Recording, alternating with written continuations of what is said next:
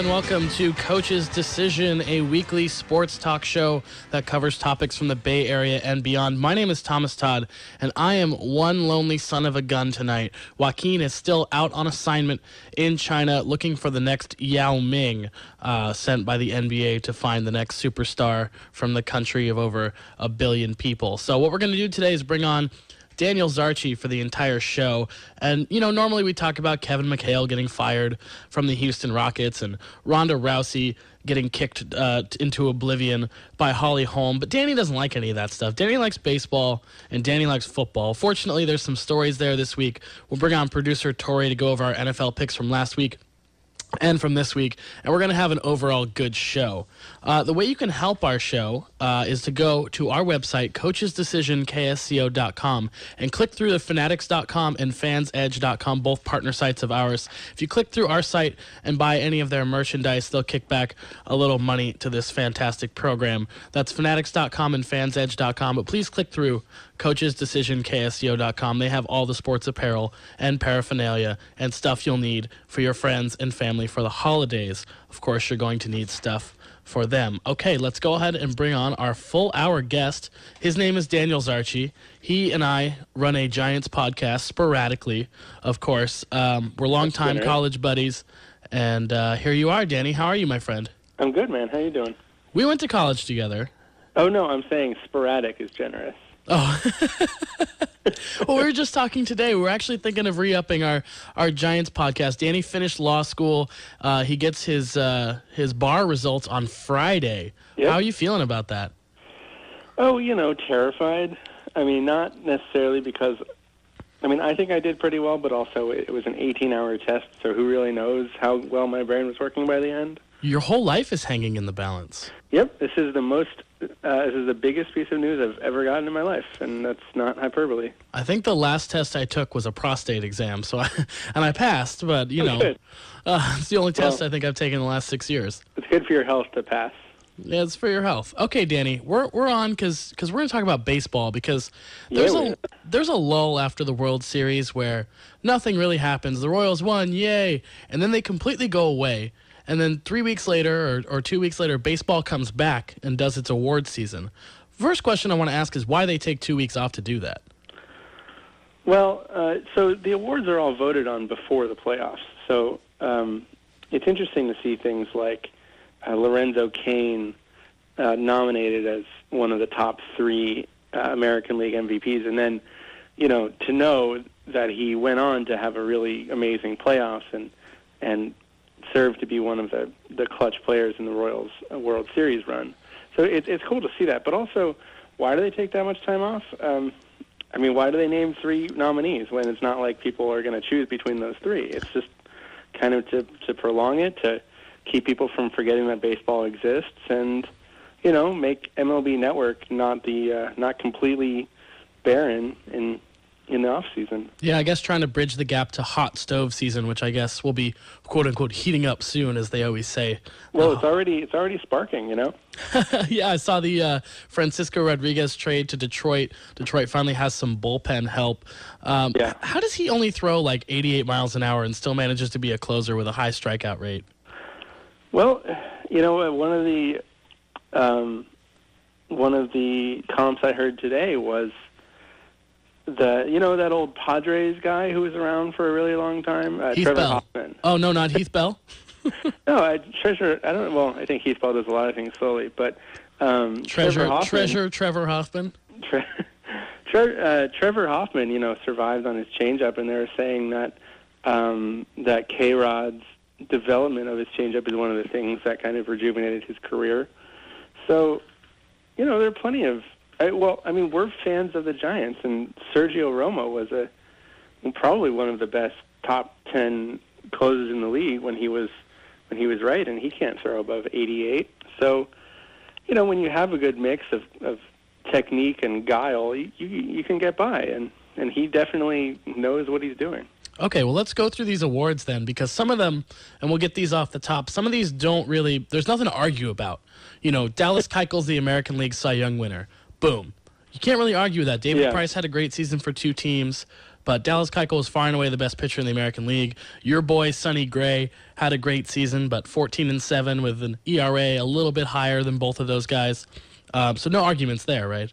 Yeah, no, I think Keuchel was maybe not unanimous, because I think there were some people who liked Price better. I think Price got 8 votes, Keuchel got 22, so it's pretty overwhelming. He was the heavy favorite.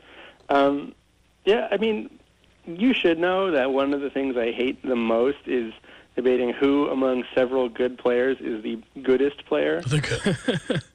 So, you know, this award thing is not something that I'm as interested in as everybody else. But, you know, what I tend to enjoy are things like Derek Jeter winning the Gold Glove and then complaining about how somebody who's not good should not win these things. So when it comes down to people who are equally deserving, you know, like especially in particular in the National League race this year for Cy Young, you can't go wrong, and they didn't go wrong because everyone's really good, and just shut up about it. Well, let's argue about that, because I thought it should have been Greinke, and I think a lot of what hurt him is the fact that Kershaw was in the race as well. So, you know, the best Dodger pitcher title, some people kept that with Kershaw, even when Greinke went out and threw a full season at 1.55 or 1.66, whatever his ERA ended up being.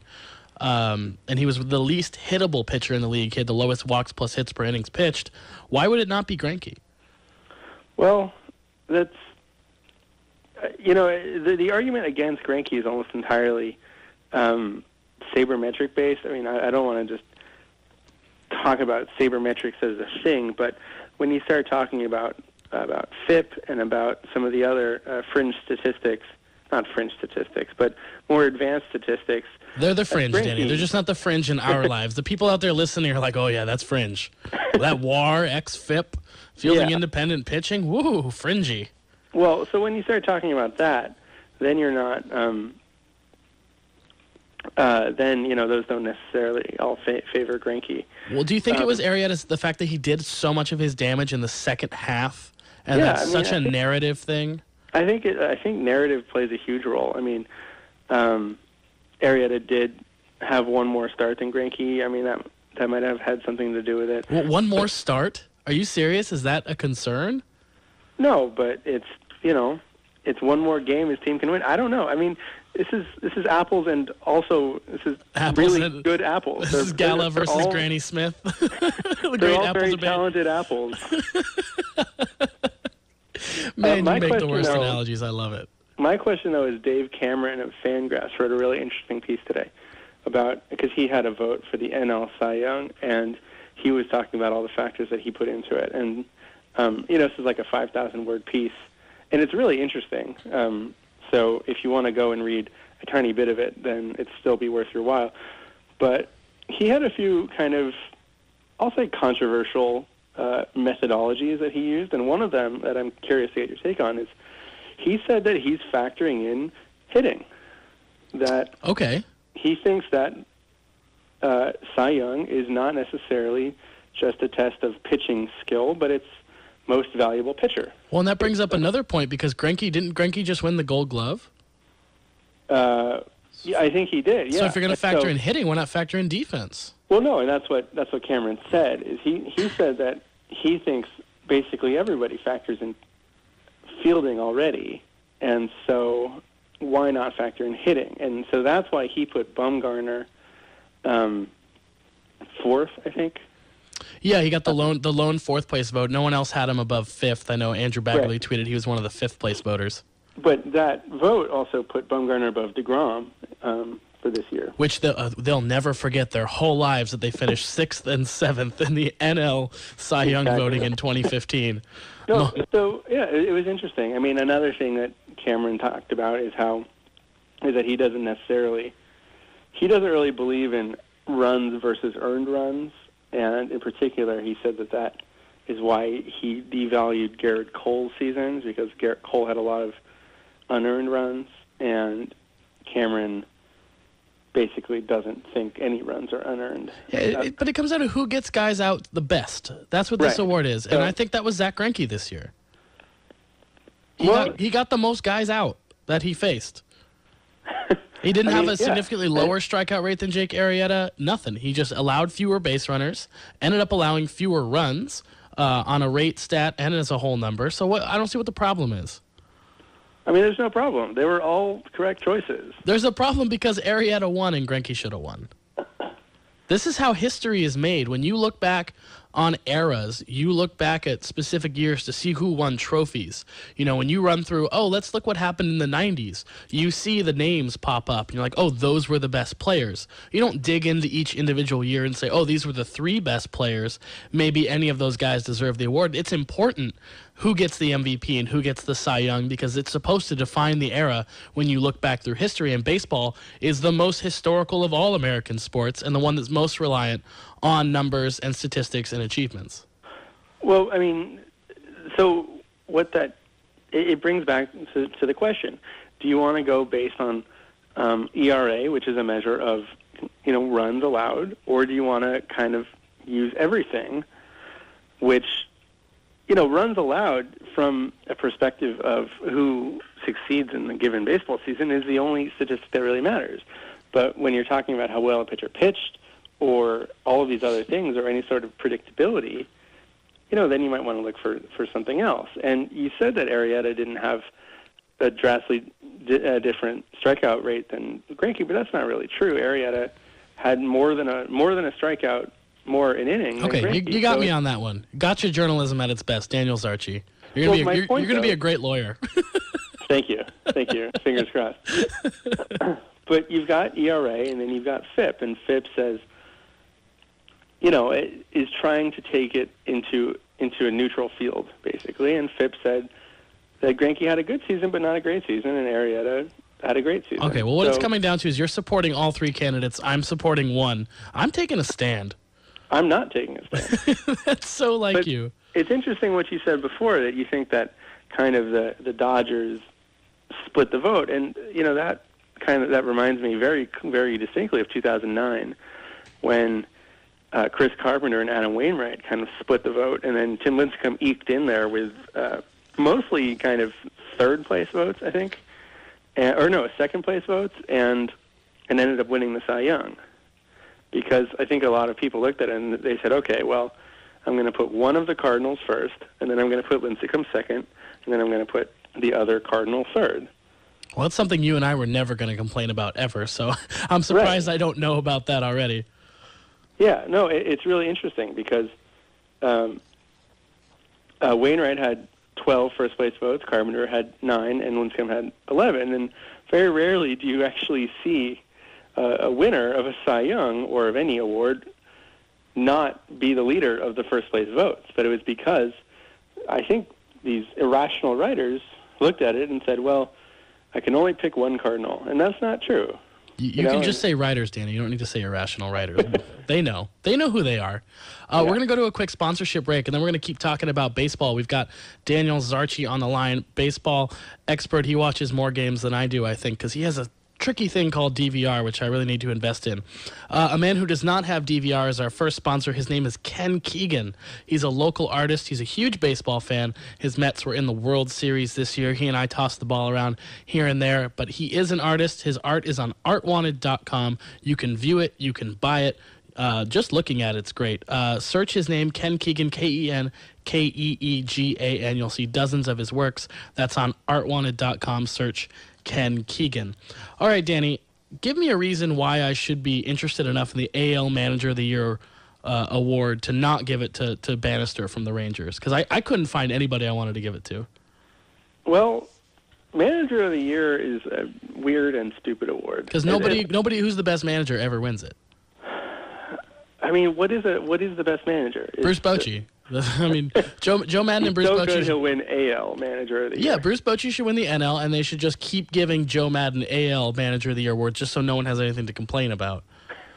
I mean, that's kind of what it should be, but Manager of the Year it's not that. Manager of the Year is basically which team did the national media zeitgeist decide was not going to be very good, and then the team actually played pretty well. Well, and the narrative with Texas is that, they overcame the Yu Darvish injury, and they overcame these injuries, and so, and they navigated late in the season, and it's that second half thing again we talked about with Arrieta. So, I mean, I'm fine with him having the award. I wanted to find an argument to make for someone else, but it just wasn't there. Yeah, I mean, you look at the other teams, the other managers who finished high in there, and it was A.J. Hinch of the Astros and Paul Molitor of the Twins, and I mean, John Gibbons of the Blue Jays. And other surprising teams that weren't supposed to be that good. I mean, the Blue Jays maybe, but... I mean, if you had asked me who either of the managers were in Texas like a week ago, I couldn't have told you. Oh, yeah, that is rough. I believe both first year. A.J. Hinch might be in his second year.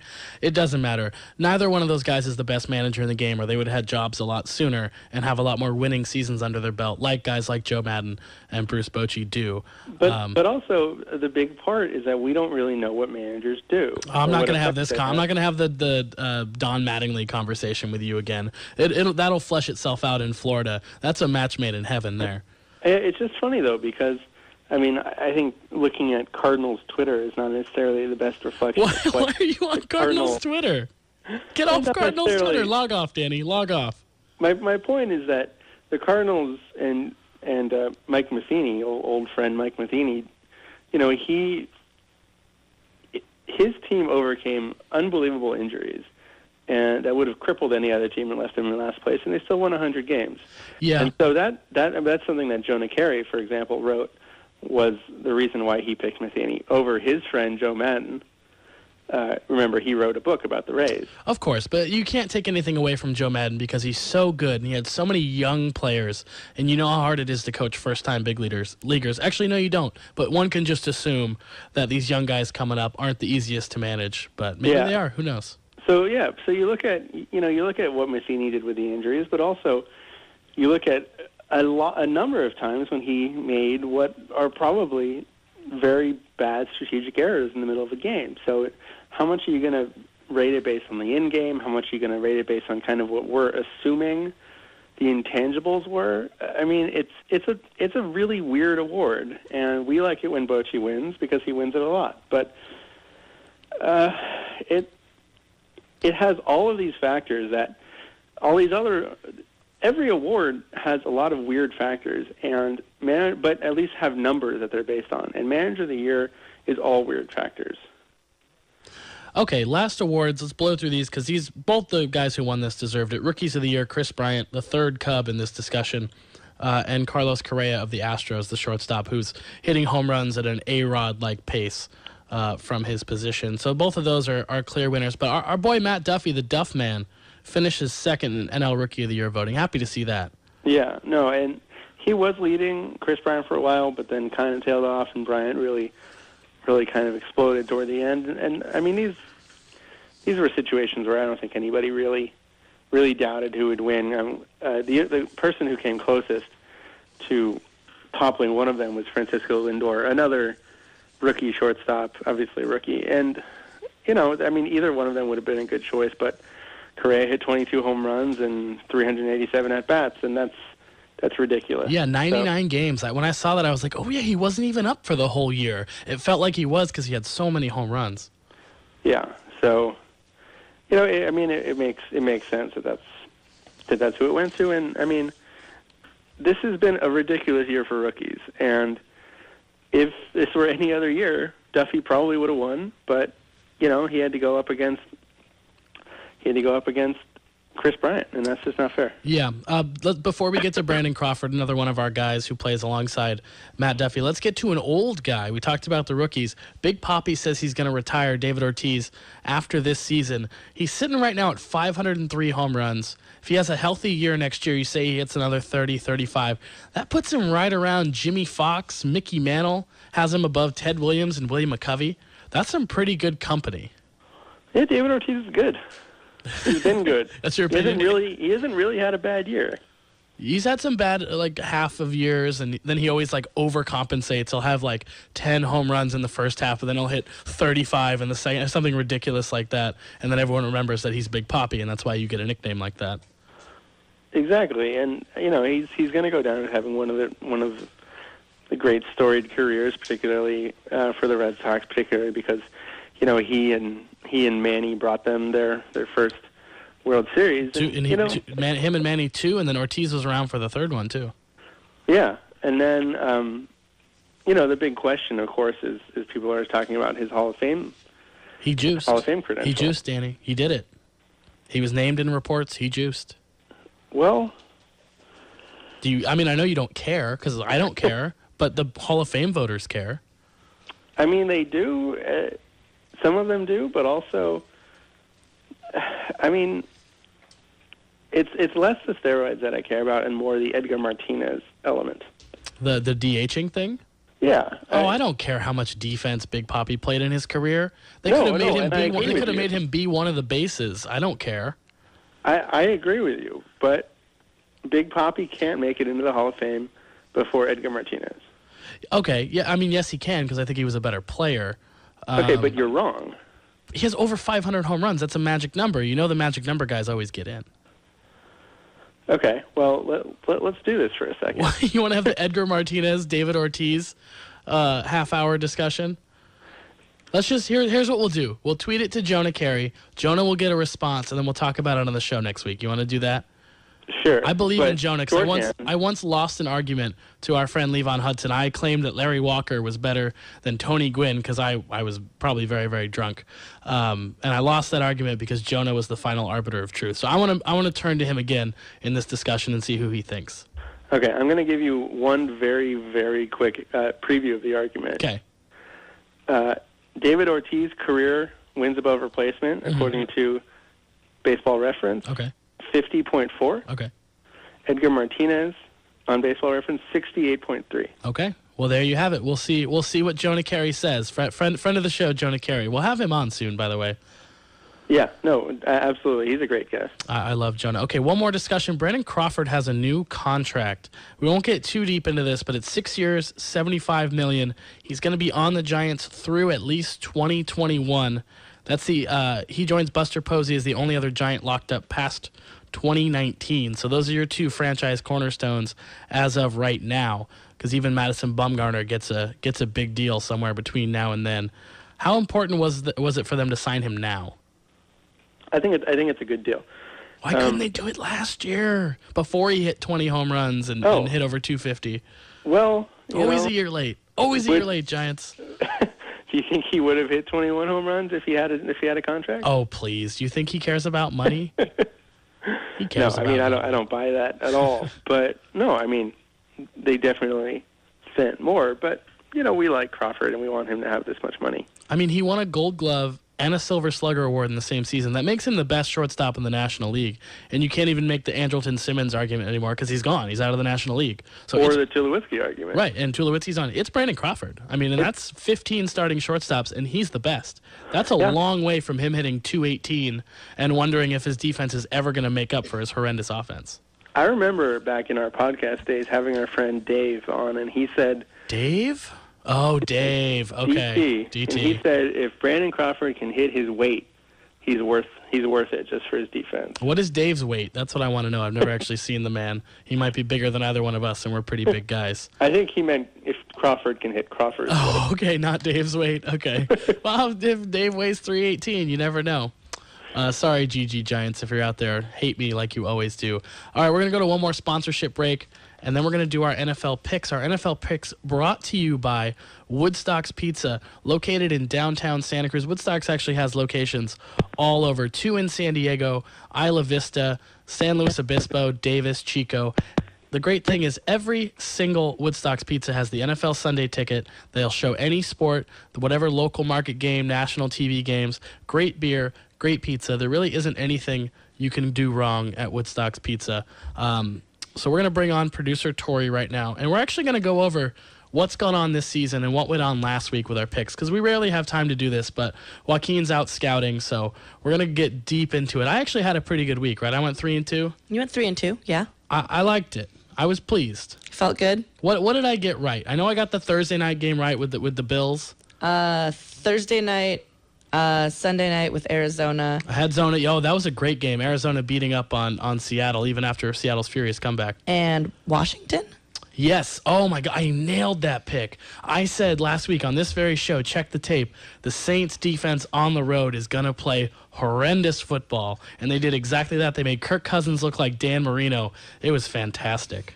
You just really wanted to use that Dan Marino joke again, didn't you? I loved it. Man, he looked so good because the Saints defense is so terrible. They had to fire their defensive coordinator. They fired the Wolfman, Rob Ryan. You mean Uncle Oscar? Uncle. I have not heard that Arrested Development comparison. That's awesome. I'm no scar. Oh, that's so good. Okay. How did you do, Victoria? I did 2 and 3. Okay. What were your wild cards? My wild cards were Panthers and Broncos. Oh, yes. The Broncos. Yeah. What a slop fest for them. Manning can get no stink on the ball anymore. Even when he gets to plant his foot into the ground and drive his arm through his motion, still gets nothing on the ball. He's toast. Yeah. Cammy Cam still loves the kids. Cam still loves the kids. Keep betting on the Panthers. How did Danny do? I don't want to talk about it. You don't have to. Danny had 1 win. Oh, no. Right? Or no, you had 2. You had 2. I took Buffalo and Arizona. Yeah, there we go. I tied with Tory this So week. your wild cards were 0 for 2. We all lost Cincinnati versus Houston. How on earth does Cincinnati not score a touchdown at home against the Texans? Anybody? Yeah. It's the most uncomfortable game I've ever had to try and watch.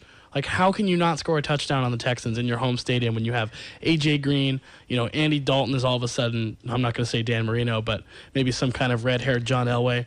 I don't know. That was a ridiculous one. The Bengals had covered, I think, every other game that season, so I guess they were due for one. I've got a really good quote. What's your quote?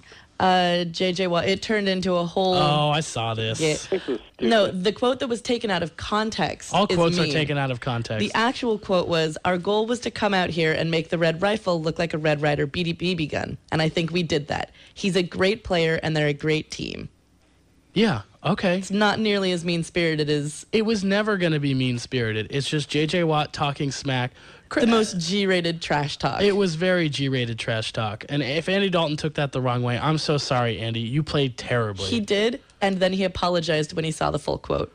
Oh, my God. All right. Well, Most G-rated trash talk. I try to stick up for the media when they come out with things like the Players Only Tribune, where the players are now controlling their own stories and their own message and just completely circumventing the media. I try to stand up for you media, but then you take stories like that and try to make it a bigger deal.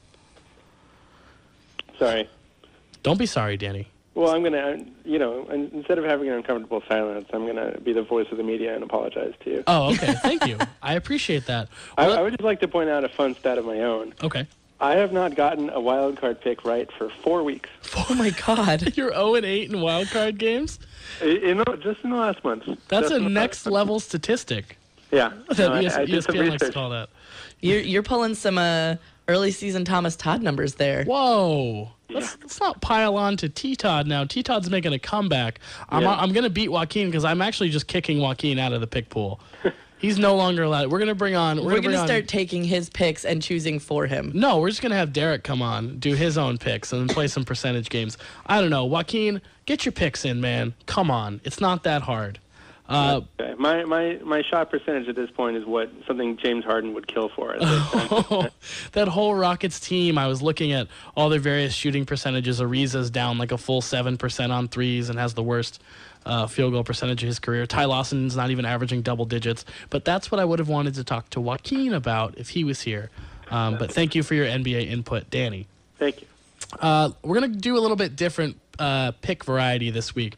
We're going to start with the Thursday game, and then we're going to go through games individually, talk about stories, and if you guys picked one of the games, just pipe in and say, hey, I think this about the game, this was my pick. So we're going to start with Thursday night, Tennessee at Jacksonville. I don't know why we have to watch 2 AFC South teams play. It's a crap game between 2 crap teams in a crap division. It will probably be the most exciting game of the week, knowing how football works. Do you have a pick here, Danny? Yeah, I'm taking the Jags -3. I think the Jags do have a good passing attack. The Fightin' Allens are going to carry them to a win. Fightin' Allens. The Allen brothers. That's good. I never noticed that before. Tory? I'm calling this doormat versus doormat. Doormat versus... Okay. Because they're both terrible. All right. They're both just getting run ragged. So you're doing what I'm doing, taking the points? I'm taking the Jags because they're coming Oh. off of a solid win against the Ravens, so hopefully that enthusiasm carries over to By the That was not a I was solid. going to say, by solid win, you mean the Let's game be where the honest. It NFL was missed the false start penalty and then refused to fix it? It was a win. Oh, my goodness. Well, Tony, where they decided to throw to Julius Thomas in the middle of the field with no time left on the clock, and then got lucky on a face mask. yeah, that's exactly what happened. In Jacksonville, that's a quality win for that team. That's what they consider a quality win. I noticed something today when I was writing sports, actually, for tomorrow morning. It's Marcus Mariota and the Tennessee Titans against Blake Bortles and the Jacksonville Jaguars. It's an entire game of alliteration. Does that mean anything to you? It is exhausting. My whole life is exhausting. Let's move on to the morning games on Sunday. Brock Osweiler is in for Peyton Manning at Chicago. Denver's getting a point in that one. Danny, do you have thoughts on that game? Well, Osweiler can't be worse than Peyton. Can he, though? But he can't be worse than Peyton was last week. Okay, that's a good point. So did you pick this game?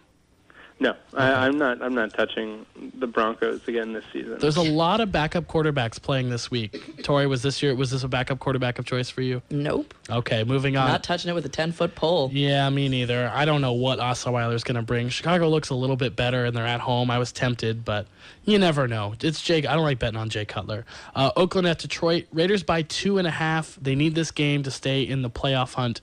Does everyone see them winning? You know, the Raiders haven't been winning as much as it feels like they've been Well, winning. 4-5 is, like the Jaguars, is winning for them. Yeah, I mean, the problem is, like, if you're a fantasy player or something like we all are, then it feels like the Raiders are doing really well, but they're not necessarily Good. actually playing well. Okay. I can see what you mean. Tori, did you pick this game? I did. I took the Raiders. My logic was the Lions are still bad, but the Raiders are only mediocre. And I think the Lions are in for a bit of a hangover game. They did just get a huge win. They hadn't won in Lambeau since 1991. Where were we in 1991? I think I was in kindergarten. I was in first grade. First grade. Danny, you were negative 3 It years would have old. been In pre-K. Michigan, even. Yeah. Yeah, Danny wasn't even in school yet, and he's been in school for the last 28,000 years because he went to law school. I was living in Michigan. Okay. When the Lions won in Lambeau. Yeah. Okay. I didn't get the connection at first when you said it. I was like, Tori, no one cares you're in Michigan. Great. Colts at Falcons. Still no Andrew Luck. The Colts are getting 6. I can't touch any game with the Falcons because I don't know who's going to show up. Yeah, I'm not betting on this game. Nope. Okay. Redskins at Panthers. Cam laying 7.5 to the now frisky Washington professional football Frisky. team. I hate that So I'm word. taking this game. Wait, why don't you hold on, Danny. Why don't you like the word frisky? It's just a. Too much every cat time- food associations. Every time it comes up when we're talking about football, it feels uncomfortable. Oh, well, your whole life. Teams are getting frisky. Your whole thing that you do is making other people uncomfortable. It's like a true. lifestyle of yours. So I why? can dish it, but I can't take it. Okay, Danny, describe your pick. I'm taking the Panthers minus 7.5. I think I'm going to go out on a limb and say that the Carolina defense is a tad better than the porous Saints defense. They haven't hired Rob Ryan yet. That's true. So, yeah, I think the Washingtons are going to have a hard time scoring here. The DC Grudens. Yeah. All right, next up, Cowboys at Dolphins. The return of Tony Romo. Dallas on the road, -1. I'm going to jump in because I'm going to take this game. Give me the Cowboys -1. Tony Romo's going to hop right back in. Des Bryant can finally shut the heck up. He has nothing to complain about now. He's got his quarterback back. Miami still has some of that fire from the new coach, but Cameron Wake not being there is really bad for their defense. They're not going to be able to get at Tony Romo. That Cowboys offensive line has been keeping them in games, and Romo's going to finish them off. Anyone else pick this game? Yeah, Thomas, I have bad news for you. You took the Dolphins? I took the Cowboys. Oh, no.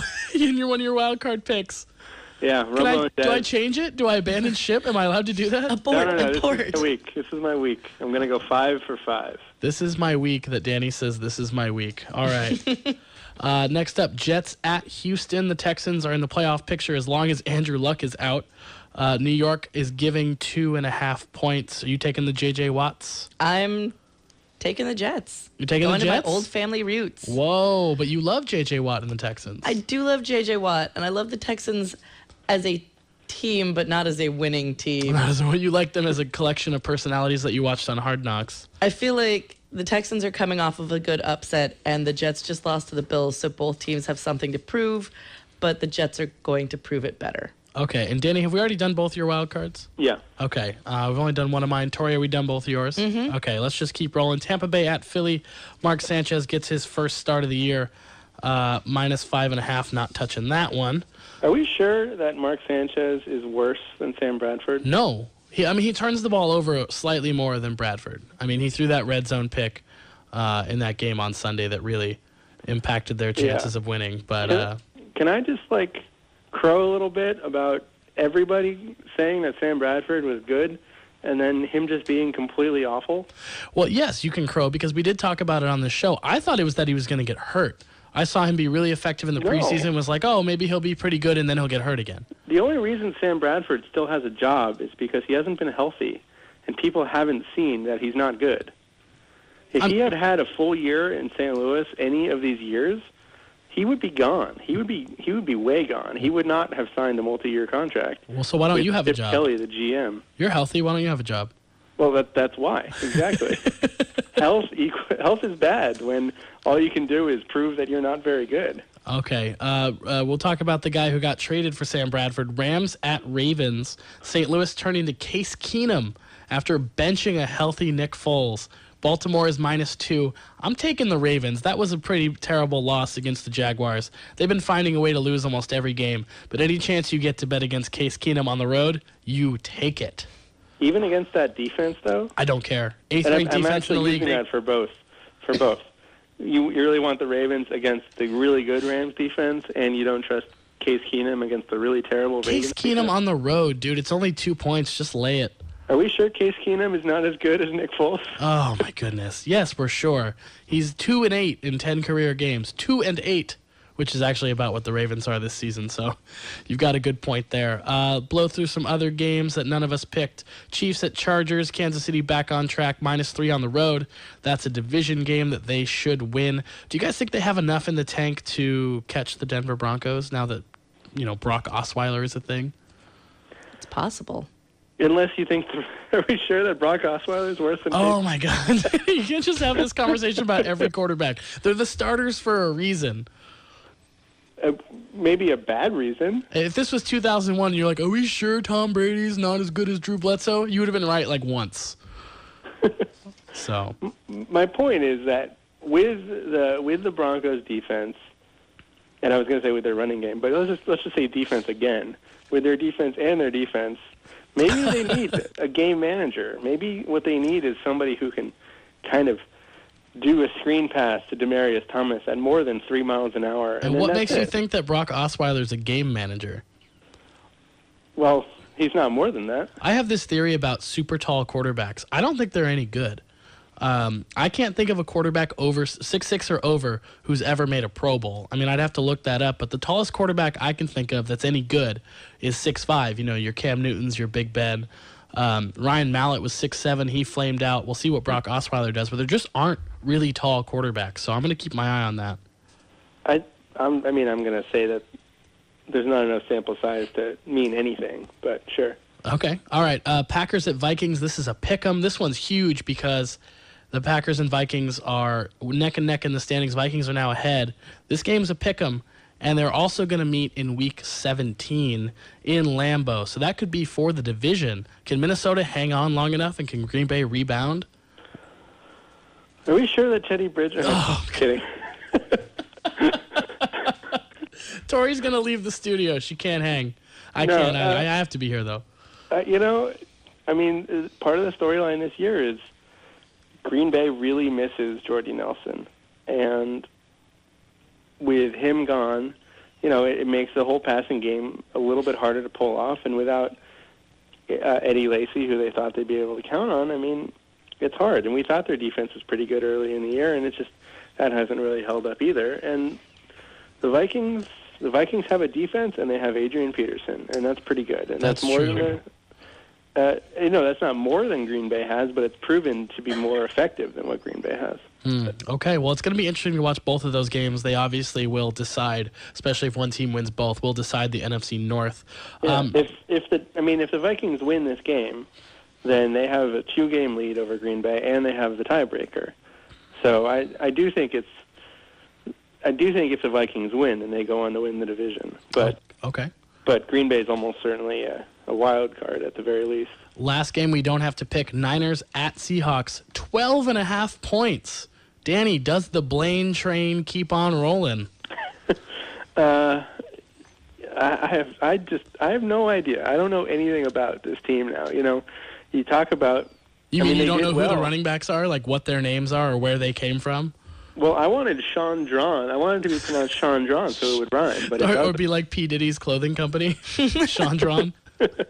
Or like if he had like an art company, Sean Drawn. That's a good one. How are they able to put it together against the Falcons? Are the Falcons just not very good? Yeah, they're a paper tiger, obviously.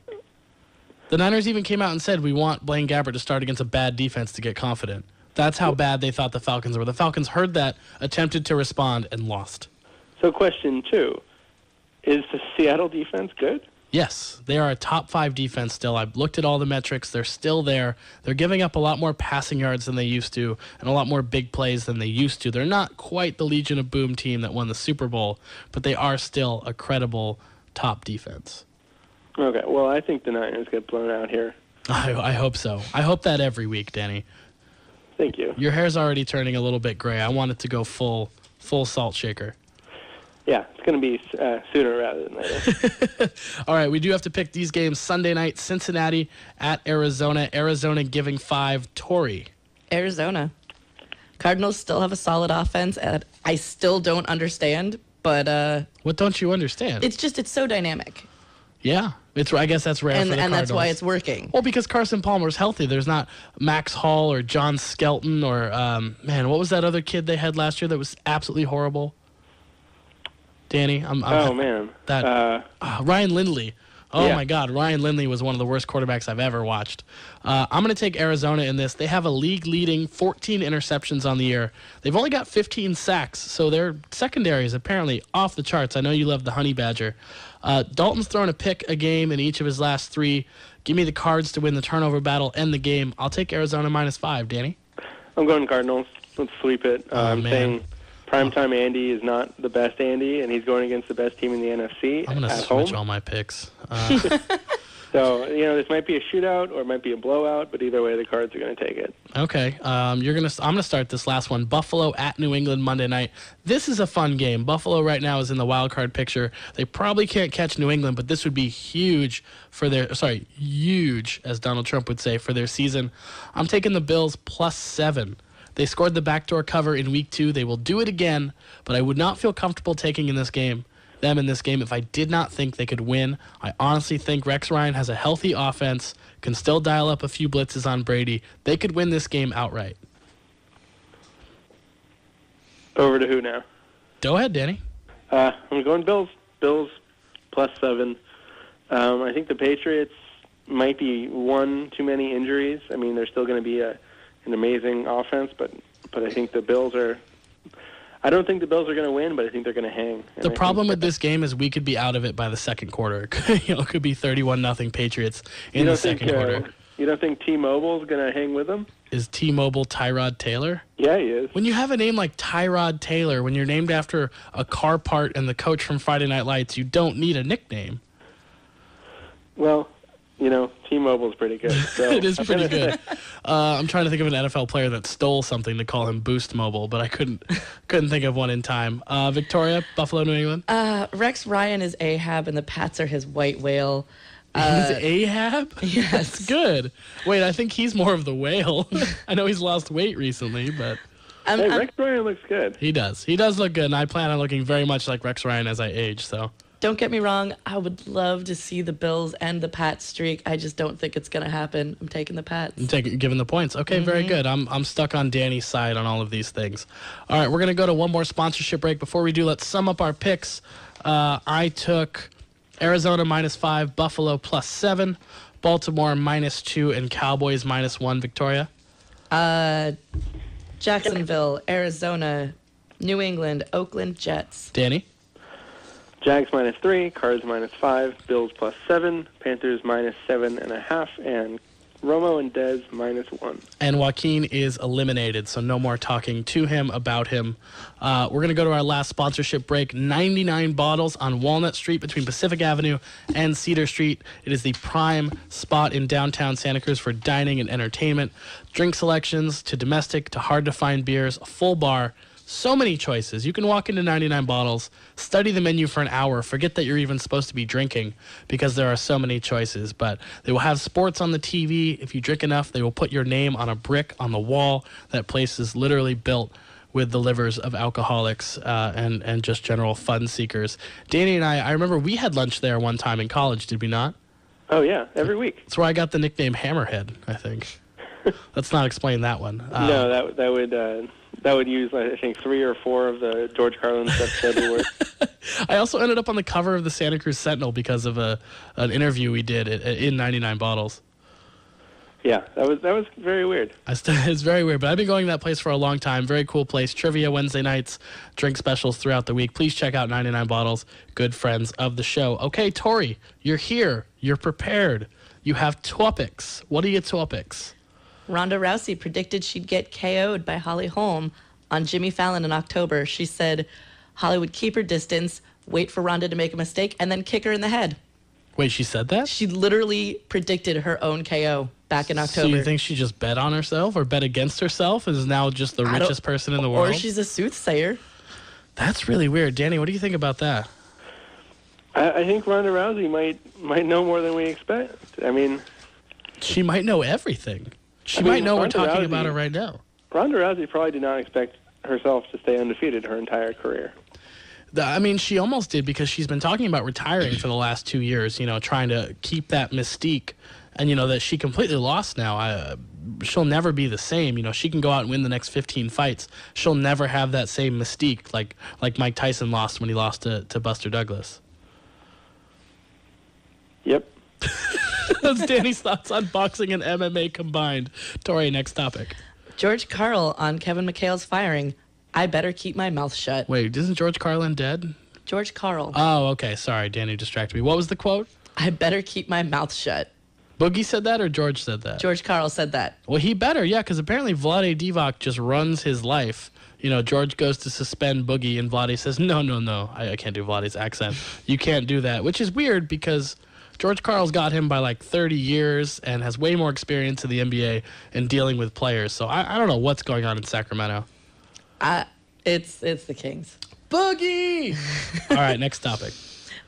Peyton Manning had a higher quarterback rating to the Chiefs than he did the Broncos. What do you... Oh. Didn't he only complete 5 passes to Broncos and 4 to Chiefs? That's pretty bad. Yeah. I guess 7's the record for interceptions in a game. Maybe he throws one more if Osweiler doesn't come in. Yeah, he's not breaking Ty Detmer's record. Yeah. All right, what else you got? Let's see. Harrison Barnes says, I think Steph is probably on his way to become the first MVP and most improved at the same time. I saw that exact quote because I was watching the Oklahoma City Thunder play the awful New Orleans Pelicans tonight with no Kevin Durant and no Anthony Davis in the game. So the only thing to watch was HB40 and Chauncey Billups at halftime. First of all, whoever put Chauncey Billups on TV should be fired because he's terrible. Jalen Rose is fantastic, of course. But, yeah, Harrison Barnes goes on and says that Steph should be most improved. It's never going to happen because he's probably not the most improved because you usually have to be pretty bad to be the most improved. But his game is going so high. He's going to finish the season over 50% from the field, over 40% from 3, and over 90% from the free throw line, which only a couple of guys in history have done. I know Steve Nash has done it a couple of times. Kevin Durant did it when he won the MVP a couple of seasons ago. So he's going to have a fantastic season. He's going to win the MVP again, but I don't realistically think he can win most improved. There is a infographic online that's really looking at the 8 best seasons ever played in the NBA based on minutes played and points scored. Mm-hmm. And they're all roughly in line with each other. And Steph Curry, if he continues his pace, will be just destroying all of them. Well, what I saw, and I was looking at their statistics today, I was looking at, it's like their true shooting percentage, I think, as a team. because they're such a good shooting team. They're number 1. Oklahoma City was number 2. But Oklahoma City was closer to being number 7 than they were to being number 1. They're just outpacing people so much. They're the best offense or one of the 2 best offenses and one of the 3 best defenses so far this year. So there really isn't much stopping them. They're going to lose a game eventually, but they're going to make at least the Western Conference Finals and probably get back to the finals to play the Cavs. Danny? Well, can you explain PER to me for a second? It's an efficiency rating. I don't know how it's calculated. I think it's a John Hollinger statistic. He's one of the ESPN early stat heads for basketball. I think it's just your minutes on the court divided by how much production you have. Production being, points, assists, rebounds, blocks, steals, all that stuff. Because Steph has the best PER, the best season PER ever by quite a bit. Yeah, I mean, Anthony Davis last year put himself in like the top 10 all time in PER season. So it's not a perfect metric because he wasn't one of the best players ever last season. He probably wasn't even the best player in the league. So it's imperfect, but it's fun to look at, and it does make a little bit of sense showing how guys are playing. And Steph is just it's like the game is broken. It's like you're playing NBA 2K on easy. He's cheat codes. Yeah, he's putting guys on skates. He's sinking big shots, and he's casually drifting into the lane to make floaters. So I don't know how they're going to be stopped, especially now that Draymond has realized he can throw the best lobs in the entire planet, and Festus Ezeli just goes screaming towards the basket on every possession. Yeah, I mean, that's one thing that's been really nice to see this year is that, the Warriors are famous for their small lineup, but when they do go with the big lineup, they use the big men for the offense. And that was never part of their game before because they would just put in Bogut basically for his defense and his passing. Well, I'm stoked that they have 2 reliable centers now because they do like going small, which is cool, but now they have 2 reliable big men. When you play someone like Memphis, you have 12 fouls to give. You can rough up Zach Randolph a little bit, or you can play him tough because you can always bring in the next guy. And, when all else fails, you can still go small, which was enough for them to win the championship. So their roster is even better a lot because Festus Ezeli has gotten a lot better. Well, that's our show. Thank you, Danny, for coming on, my man. I appreciate it. Yeah, of course. Thanks for having me for the whole time. Yeah, dude, anytime. All right, Tory, thank you as well for your topics and your love and your support.